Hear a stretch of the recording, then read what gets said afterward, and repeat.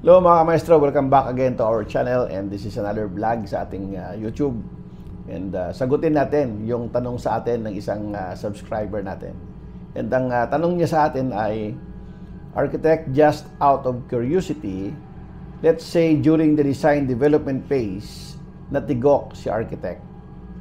Will the next hired architect by the client be allowed to pick up where they left off the project, based on the given data by the previous deceased architect or usapan with the previous architect and client? Napakaganda ng tanong, no? Sagutin natin to.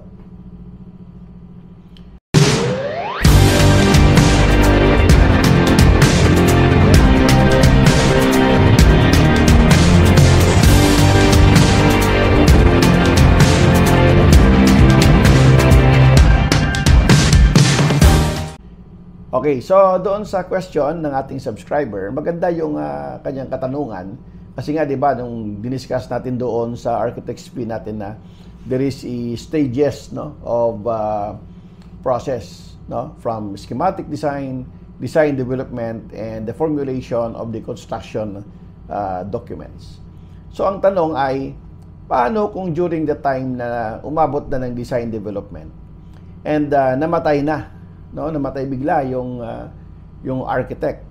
So ano yung mangyayari? Pwede bang yung panibagong architect na i-hire ni client ay gagamitin niya yung data ng deceased architect doon sa design development? My answer is yes. Okay, my answer is yes. Bakit? Ipatay na rin siya eh. No? Sino pa yung magki-claim ng copyright ng kanyang intellectual creation? Hindi naman yan magki-claim ng kanyang mga heirs, dahil siya lang ang may intellectual creation sa part na yon. Pero ang totoo niyan, in any stages, kung saan man na-terminate, no, even hindi natin pag-uusapan halimbawa yung namatay yung isang architect, the client can terminate anytime the services of the architect, kahit na umabot na siya doon sa design development. And pag na-terminate ang services ng isang architect, ang gagawin of course ni client ay mag-hire siya ng panibagong architect. And it doesn't mean na yung bagong architect na papasok doon sa kontrata ay hindi niya pwedeng gamitin yung ginawa ng previous architect. Pwede niyang gamitin yon kasi nga bayad yon ng kliyente. Wala pa tayong pinag-uusapang intellectual property rights dyan, no, sa paggawa ng design development, kasi nga schemes yan eh, no, process of designing. Ang sinasabi lang ng ating code of ethics is that if for example the architect was terminated by the client in whatever stage of the engagement, ang kailangan lang gawin ng panibagong arkitekto ay he has to inform the former architect in writing. No, that's the requirements.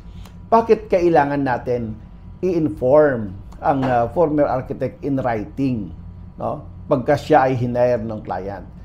Ang objective lang dyan is that sisiguraduhin muna ni architect, ng bagong architect, na talagang lawful yung pag-terminate ng services ng former architect doon sa kliyente. No? So yun lang kailangan doon, kailangan lawful. Kasi baka mamaya biglang papasok tayo doon sa eksena, tapos hindi pala lawful yung pag-terminate ng client doon sa unang architect at mayroon pa siyang payable.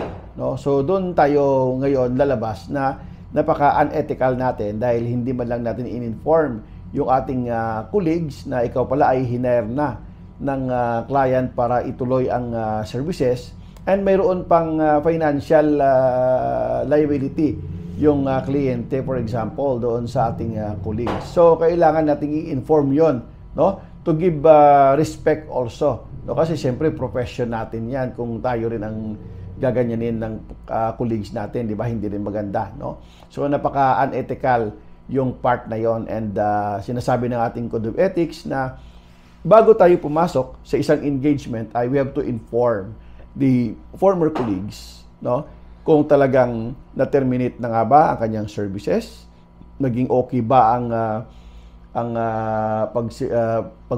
part ways nila nung kliyente, no? And then that's the time na pwede tayong pumasok. Pagka nalaman natin na hindi pala maganda yung nagiging hiwalayan ng kliyente at ng ating colleagues, dapat ay wag muna tayong papasok, no? Kasi magki-create lang tayo ng problema sa ating colleagues, no? Dahil siyempre baka mamaya, no, hindi siya mabayaran, no? Tayo ang sisisihin kasi pinasok na natin yung transaction. So in this case, ngayon ang sinasabi ay namatay yung unang architect. So wala tayong pag-uusapan doon kasi namatay no? So walang surviving interest doon sa kanyang ginawa. Hindi naman pwedeng i-survive ng family niya yon kasi practice yung profession yon. Siya lang. Okay? Pero halimbawa, yung unang hiner ng client ay architectural firm or partnership at yung architect na namatay na yun ay may isa siyang partner sa firm. So, dahil may iba siyang partner sa firm, no, sa kanilang architectural firm, masosurvive yon ng kanyang partner sa architectural firm kahit namatay na siya. Unless talagang i-terminate ng client yung engagement doon sa kanilang firm. Pero kung solo practice at namatay yung isang arkitekto, so wala natin pag-uusapan doon, no?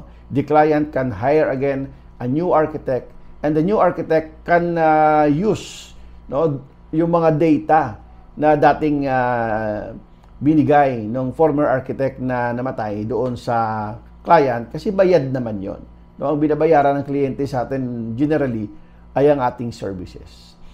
Pagdating sa intellectual property rights natin, kung makikita natin doon sa mga ginagawa nating documents, no, ang ini-stamp natin sa plano and other documents ay ang Section 33. At ang sinasabi ng Section 33 ng ating RA 9266 is that hindi lang pwedeng gamitin yung ating plano na ginawa or ang ating design na ginawa sa isang kliyente for repetition.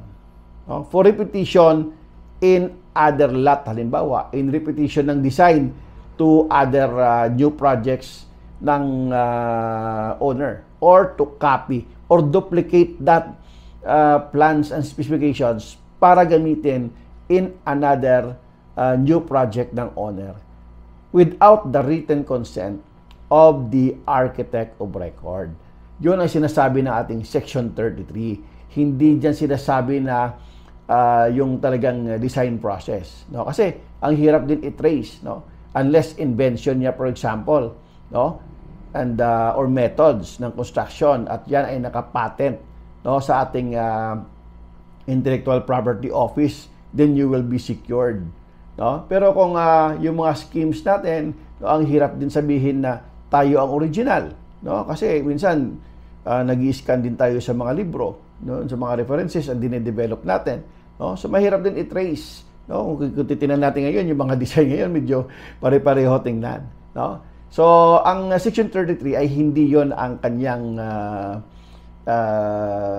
tenor, no? Ang sinasabi lang ng Section 33 ay bawal i-duplicate yung design, no? Kasi nga 'di ba meron tayong sariling fees pagdating natin doon sa mga repetitive structure na gagamitin yung original design. So, yon ang sagot doon, no, sa iyong katanungan kung sino yung nagtanong doon sa ating last post sa ating YouTube channel.